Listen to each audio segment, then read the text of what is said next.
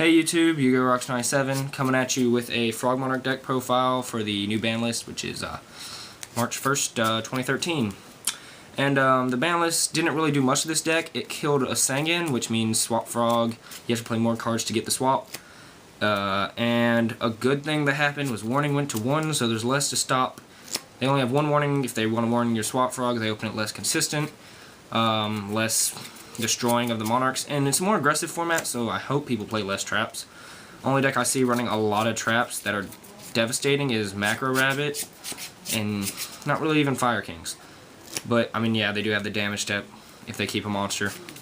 But, yeah, I'm just going to get into the deck profile, and, yeah, so 3 Caius.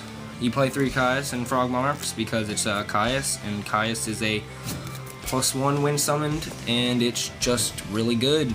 Hit I said hit Sangan, didn't I? Sad day that card's gone. For me, anyways. Triple Ryza. Some people play 2 of this, and it's just been that controversial number of playing 2 or 3. I like 3, personally, because Ryza is just a monster removal +1 when summoned. Sets people back turns, like if they set MST, bounce it back, that's a whole turn that they're missing. It's more damage you can push in. That's more plus as you go. It's just a really good card in general. And a lot of the times I end up like deciding which one I like better, Caius or Ryza. Obviously it's more accepted that Caius is a better card, but sometimes Ryza is just so good. Top decking dead cards, slowing your opponents down. And I don't know, it's just a really good card, so I'd play 3 of it because it makes the deck like more consistent with the amount of tributes I run. 1 Dark Dust. This card's really good against Atlanteans. Pretty much they go off with their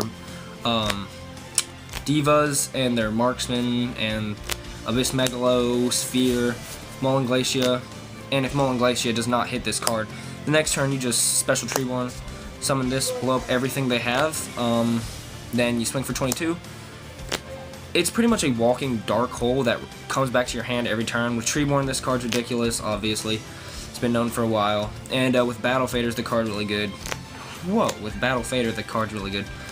And, yeah, it's just a really good card. It's hard for them to hit with stuff like their Dark Hole, or if they're running like Smashing or some weird stuff like that. Their monster effects like Bear. It's really hard for them to hit this card because it keeps coming back, and it's a real nuisance for them. It's a really good card, too. Triple Lad. This is the boss monster of the deck. It's pretty much anything they do is negated, and this card loses 500 attack. It negates 4 times, but you can recycle it with stuff like Swap Frog. First turn Lad's really good. It's just the boss monster of the deck. It's a win condition. You play 3 of it in Frog Monarchs. This is the card that no matter what format you're playing the deck in, it keeps the deck a viable deck and a really good deck. The reason I've top 2 regionals with Frog Monarchs is solely off this card, and you know, all the other cards are a big help, but this card wins so many games, it just steals games. If they open a bad hand, then you summon this, it's pretty much auto win unless they can get a Light and Dark Grave, I don't know, drop a BLS, but this card is just a win condition, it's so good. Now the best card in the deck is definitely Triple Swap Frog. It's pretty much a foolish for frogs, but saying that just doesn't tell you enough about it, because it is the best card of the deck for a reason. Dumping Treeborn for your Monarchs is obviously the main thing you do with it, but it's also, it has a cost that you could normally normal summon a frog, which you rarely do, you just kind of use the cost. And you can bounce back itself, obviously, and use it as many times as you possibly can to summon. But real neat with him is you can, if Lad has negates, you can still bounce it back. Lad doesn't have negates, you're probably going to want to bounce it back. Bounce back Caius, bounce back Ryza. And it just has so many plays with it, like, it's almost insane how many plays there are with this card. It just has so many plays, it's a really good card, and you have to play 3 of it. You have to play, I think, 3 of the next card, which is Triple Dupe Frog. Some people were playing 2 last format, and I could understand because we had Sangan. But now that we don't have Sangan, I think 3 of this card is definitely a must. Because it's 2,000 defense, it's Ronin food, you can pitch it with swap for a special summon, which gives the deck speed, you can dupe block with it, and it searches Swap Frog most importantly. It's just a really good card in the deck, just speeds it up. And a lot of people are like trying to get the Treeborn, so they say Foolish and 1-for-1 are better. I completely disagree, because first of all, Treeborn is the main point of Swap Frog, but I'd rather have a swap in hand because swap is just like infinite plus and makes ridiculous plays. And this is, it may be a little slower than 1-for-1 in Foolish, but it's not a neg. In fact, it's a plus. So set Duke Frog, have a Tragodia in hand, really good. It's just, I think it's a lot better choice. Double Treeborn, it's Monarchs. You play double Treeborn because it makes all your Monarchs free and +1s. Ronin, it's just a really good card for like first turn lads, an extra tribute, stall, gotchi. It's really good. For hand traps, you got Gores. Play Gores because you run no traps and it's good. It's stable, especially in this deck. 2 Trags. I'm really sad I had to sell my ultimates because I was getting something that I don't even use now. So salt. But Tragodia is really good. It just comes out 36. This is a way you stop like macro decks. Tragodia is a really big help against them because it just comes out in 3600 is really ridiculous. And it can steal stuff, change its level. It's just really good. It's my favorite hand trap in the game. I think it's better than Gores. Yeah, it's just my personal opinion, but it's a really good card. Triple Fader. This was really good when windups were around, but now it's still really good. It's obviously a staple at 3 in Frog Monarchs. It stops the bear from inflicting damage. Stops like Spirit Reaper and stuff from discarding cards. If like you have a Dark Dust and this in hand and they go off, you just drop this. Inzectors, you just drop this and Dark Dust next turn. It just saves you and you don't run traps. So, and also if you have a bad hand, it's a tribute for a Monarch, so you need to play it. Double Veiler. I don't know if I like this card too much this format since I'm not actually playing this deck at the moment.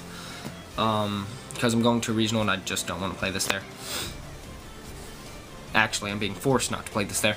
But other than that, it does hit Mullen Glacia and stuff like bear popping your monsters. So it is good, but I just didn't know if I was going to like it enough this format. Because I'm not maining it in a lot of the things I'm running now. But in Frog Monarchs, I think it's a good choice because you run no traps. On the spells, you got Double Duality. Consistency, you get the Swap Frog. You have to play 2 Duality to search for your swap, because the faster you get the swap, the better position you're in the duel. Triple Soul Exchange, I think this is the best spell in the deck.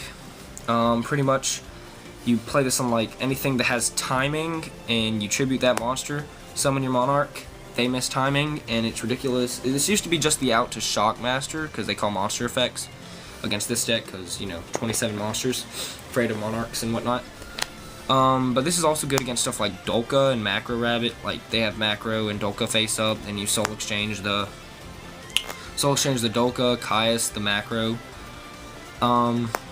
It's just a really good card. It's a 1-for-1 spell. It's like Soul Taker, but specifically for this deck, and better. And only 2 Econ. A lot of people would argue to play 3 and 2 Soul Exchange, but I think Soul Exchange, you don't have to have Treeborn to make it good. And plus, Soul Exchange, you can't attack battlefields, but it's just, I don't know, Soul Exchange, back when Shockmaster was around, was the reason I put Soul Exchange to 3 and this to 2. Now it's not, I just like the way 3 worked and how 2 enemy controller worked. Enemy controller is still obviously really, really busted, but I just play 2 of it and 3 Soul Exchange. Triple MST, these are in blue sleeves, so if you're wondering about that, it's because my staples are in a different deck. So 3 MST, because this deck hates back row, make sure its plays go off. Heavy, Dark Hole, Reborn. This is pretty much just big 3 you have to play. So yeah, that was the deck profile. I don't actually have the extra deck on me because, you know, I'm not really playing this deck right now, but if I had to show you a card, you know, 3 of this, and that's the Necessity, Utopia Ray, Gaia Dragon. That's all you really need. I mean, obviously, just fill it with Synchros and some Exceeds. But, yeah. So this was the Frog Monarch deck profile. Hope you guys enjoyed.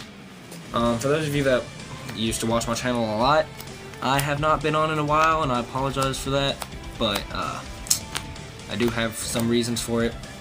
But hopefully I'll be back now. I do plan to be back now, because if I don't come back, I'll be hassled by people, and and that person might be on the screen or not, I don't know. But anyways, so yeah, this was the deck profile. Hope you guys enjoyed. Be sure to subscribe. This was Yea I 97. Bye, YouTube.